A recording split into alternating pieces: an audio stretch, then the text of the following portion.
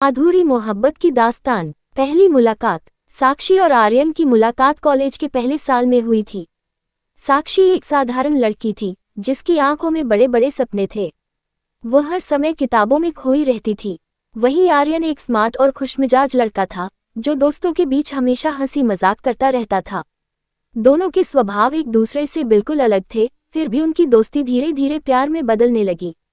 College के पहले साल के अंत तक वे एक दूसरे के बेहद करीबी बन चुके थे। प्यार का इजहार। एक दिन कॉलेज के वार्षिक उत्सव के दौरान आर्यन ने साक्षी को अपने दिल की बात बताने का फैसला किया। उसने साक्षी को कैंपस के सबसे खूबसूरत कोने में बुलाया जहां वे अक्सर बैठकर बातें किया करते थे।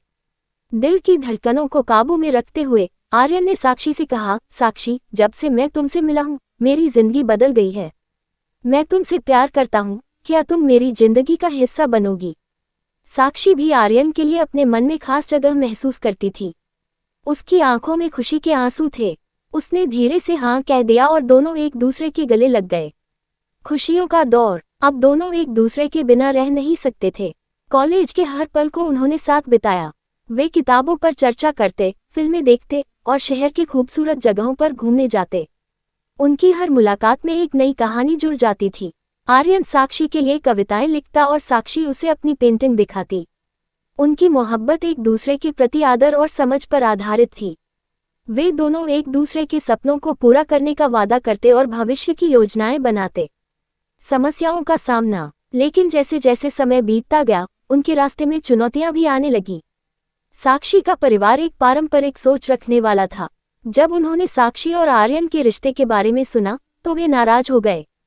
उन्हें लगा कि उनकी बेटी का भविष्य इस रिश्ते में सुरक्षित नहीं है। दूसरी ओर आर्यन का परिवार इस रिश्ते को लेकर बिल्कुल तैयार था, लेकिन उन्हें साक्षी के परिवार की सोच और नियमों से समस्या थी। दूरियां। समाज के दबाव और परिवार की नाखुशी के कारण साक्षी और आर्यन के बीच दूरियां बढ़ने लगी। वे दोनों एक दूसरे से बेहद प्यार करते थे, लेकिन हालात उन्हें अलग कर रहे थे। साक्षी अपने परिवार के मान सम्मान को ध्यान में रखते हुए आर्यन से दूर होने का फैसला करती है। वह जानती थी कि यह फैसला उसके लिए कितना कठिन होगा, लेकिन वह अपने परिवार को भी दुखी नहीं करना चाहती थी। वहीं आर्यन, जो साक्षी से दूर होने का दर्द सहन नहीं कर पा रहा था, उसे समझ नहीं आ रहा था कि वह इस स्थिति को कैसे संभाले। आखिरी मुलाकात। एक दिन साक्षी ने आर्यन से मिलने की गुजारिश की। वे दोनों अपनी पसंदीदा जगह पर मिले जहां उन्होंने अपने प्यार की शुरुआत की थी। साक्षी ने आंसुओं में डूबते हुए कहा, आर्यन, हमारे रास्ते अलग हो रहे हैं, लेकिन मेरे दिल में तुम्हारे लिए हमेशा वही प्यार रहेगा। हमें इस प्यार को समझदारी से निभाना होगा। आर्यन ने उसकी बात समझी और उसकी भावनाओं का सम्मान किया। वे दोनों गले लगे और आंसू पोंछते हुए एक दूसरे को अलविदा कहा।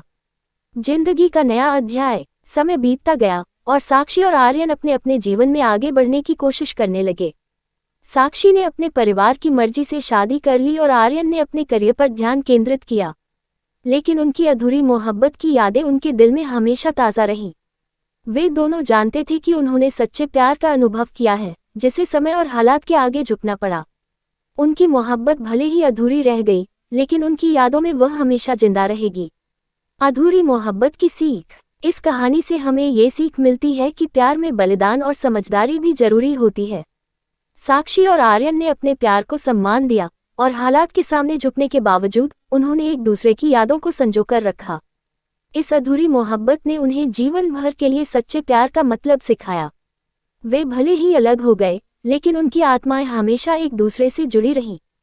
ये कहानी हमें बताती है कि प्यार सिर्फ साथ रहने का नाम नहीं, बल्कि एक दूसरे के लिए त्याग करने का भी नाम है। साक्षी और आर्यन ने अपने प्यार को भले ही निभाया नहीं, लेकिन उनके दिलों में वह हमेशा जिंदा रहा।